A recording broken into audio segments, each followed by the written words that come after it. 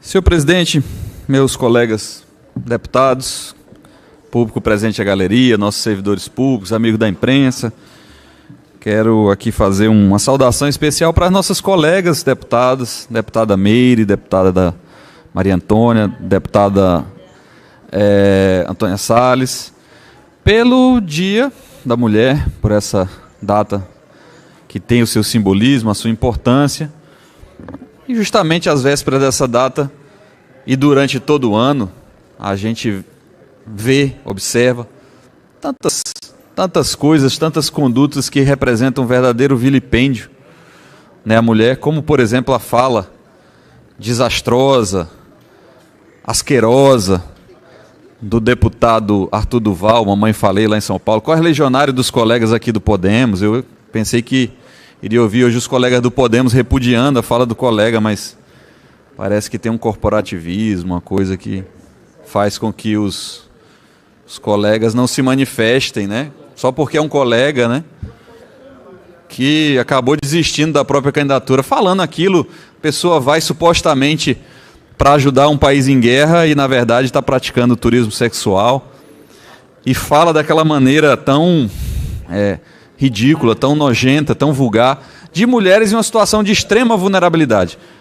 que são as mulheres refugiadas, vítimas de guerra. Sabemos que as mulheres, as crianças, os idosos são os que mais sofrem num cenário como aquele, e aqui eu não quero dizer quem tem ou não tem razão ali, porque numa guerra como aquela não tem mocinho nem herói, todos são bandidos.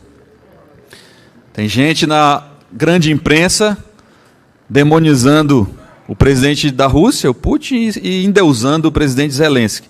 Mas a gente sabe, quem é da área das relações internacionais como eu, sabe a história dos bastidores desse conflito, e ali não tem ninguém inocente. O presidente Zelensky foi eleito com o apoio das forças de extrema-direita radical, inclusive de pendor neonazista, né? Como é que uma pessoa que é descendente de vítimas do Holocausto, sobrevivendo do Holocausto, se alia com grupos neonazistas? É uma incoerência tamanha, né? Então ali não tem inocente, não tem mocinho. Aí a pessoa se taca daqui do Brasil para meter o bedelho lá num conflito acontecendo no leste europeu para fazer turismo sexual, é reprovável. E aí eu vejo aqui no Acre, não bastasse essa declaração infeliz lá do colega da Assembleia Legislativa de São Paulo, da nossa casa co-irmã, vamos dizer assim, aí o governador vai anunciar uma ordem de serviço lá no município de Chapuri e me sai com a seguinte frase: se eu não cumprir, se a ponte não inaugurar no ano de 2023, ou seja, ele já está contando que vai ser reeleito, né? Se eu não inaugurar a ponte em 2023, eu vou vestir uma saia. Aí pega uma saia e exibe assim. Como se usar saia fosse um símbolo, um sinal de fragilidade, de demérito, ou de alguém que não cumpre o seu compromisso. Ou seja, se referindo às mulheres ou à condição feminina como não dignas da confiança, da credibilidade da palavra. Ou seja, se eu não cumprir com a minha promessa, eu vou usar uma saia.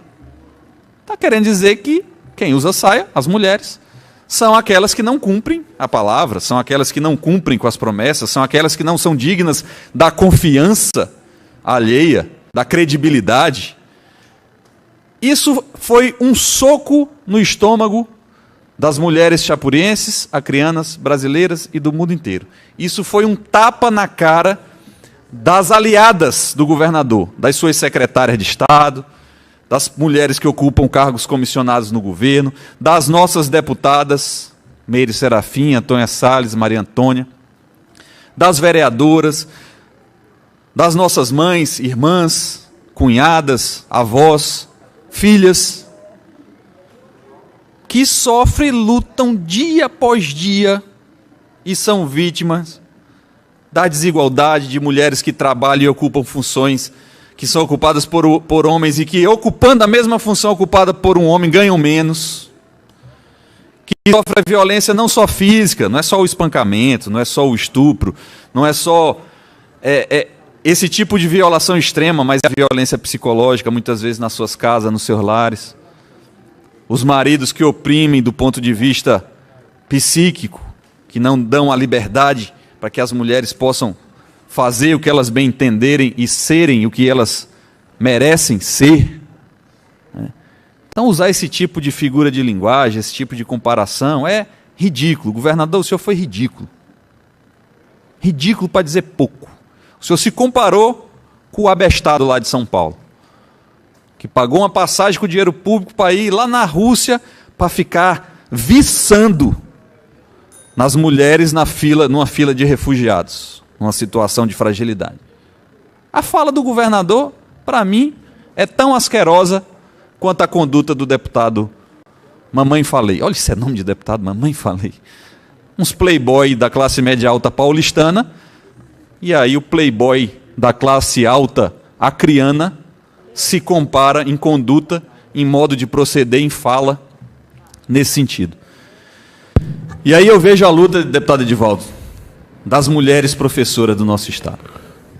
E eu digo mulheres professoras porque a maioria absoluta dos funcionários, dos servidores públicos da educação são mulheres, são professoras. Deputado Daniel, Vossa Excelência tem 1 minuto. E já vou concluir, senhor presidente. E, obviamente, sem desconsiderar os nossos bravos guerreiros professores, servidores de apoio não docentes. Mas quando a gente vê a forma como o governo está conduzindo e está procedendo com esse processo da negociação para a implantação do Piso Nacional do Magistério, eu coloco a mão na cabeça e digo: está todo mundo perdido. Não sabe o que fazer. Foi assim no abono, foi preciso a gente ir lá para dentro do Tribunal de Contas, da Procuradoria do Estado e mostrar o caminho da saída, onde é que estava a solução. Está sendo necessário agora, porque o secretário de Fazenda, com o secretário de Planejamento, com a secretária de Educação, com a parte da coordenação política, mesmo tendo todo o respeito por esses colegas, são profissionais, são pessoas que estão ali, tenho certeza absoluta, se dedicando ao máximo para poder fazer com que as coisas deem certo. E quando eu digo isso aqui não é uma crítica pessoal a nenhum deles. Mas, gente, eu nunca vi um cenário tão favorável, tão positivo, de que depois de 30 anos lutando para que o Fundeb chegasse do tamanho que ele chegou hoje, não foi da noite para o dia que nasceu o novo Fundeb, antes teve o Fundef, o governo Fernando Henrique, que tinha um alcance, aí veio o governo Lula, que criou mais os recursos da educação, e agora o novo Fundef, que não foi do governo Bolsonaro, mas não foi projeto do governo Bolsonaro, foi projeto gerais da bancada da educação, e o governo tentou boicotar, mas mesmo assim foi aprovado, graças ao esforço do Congresso, Câmara, Senado, Concede, Undime, CNTE, nasceu o novo Fundeb, com mais recursos, ampliou o percentual mínimo de gasto com salário, mais recursos para salário. E aí o governo tem a faca e o queijo na mão. Uma faca e um queijo, deputado Edivaldo, que eu, quando fui secretário, não tive. Por exemplo. E agora o governo tem a faca, o queijo, a geleia, tudo na mão e não consegue fazer o mais fácil, que é o quê? É pegar esse recurso, olhar a tabela e dizer como é que eu vou distribuir esse volume de recursos nessa tabela salarial de modo a conceder o reajuste do piso salarial nacional do magistério, que é de 33,24%, de uma forma que todo mundo fique satisfeito. E aí tem várias formas. Você pode aplicar aquilo de modo linear na tabela, você pode aplicar na referência inicial e seguir o escalonamento já existente na tabela, você pode introduzir um auxílio alimentação ou auxílio saúde, você pode fazer de diferentes formas, mas de forma que aquilo se transforme em ganho real, que se incorpore aos salários e que possa ser auferido todos os meses. E não esperar chegar ao final do ano, sobrar o dinheiro e para poder chegar no percentual mínimo obrigatório pagar na forma de abono. Isso também é um desrespeito com as mulheres, professoras, chefes de família do nosso Estado. Então, nesse Dia Internacional da Mulher, dia 8 de março, eu peço mais uma vez, como já pedi dezenas de outras vezes, governador, abra o seu coração. Não diga como Vossa Excelência disse lá que os professores estão reclamando de barriga cheia. Não fale isso, não diga isso. Isso é uma ofensa, é um assinte. Do mesmo assinte que Vossa Excelência diz que se não cumprir a promessa vai vestir saia. O mesmo assinte da fala infeliz do deputado lá de São Paulo. Então, assim, eu sinceramente, eu acho que governante não pode se levar pela sua soberba, pela sua empáfia, pela sua arrogância e pela sua prepotência. Botemos nossos pés no chão. Assumamos as nossas fragilidades, o nosso desconhecimento. Peçam ajuda. As soluções estão aí. Nós ajudamos na época do abono, deputado Edivaldo, e evitamos, nós da oposição, evitamos que o governo cometesse uma grande barbeiragem e um grande desastre, porque era isso que ia acontecer.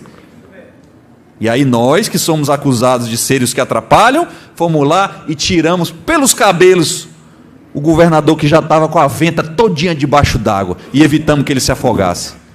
Eu estou dizendo para Vossa Excelência que está ali do outro lado da rua no Palácio, se permita ser ajudado para que não cometa mais barbeiragem do tanto que Vossa Excelência está cometendo, porque eu nunca vi um governo para fazer mais besteira do que esse governo Gladys Camelini. Muito obrigado.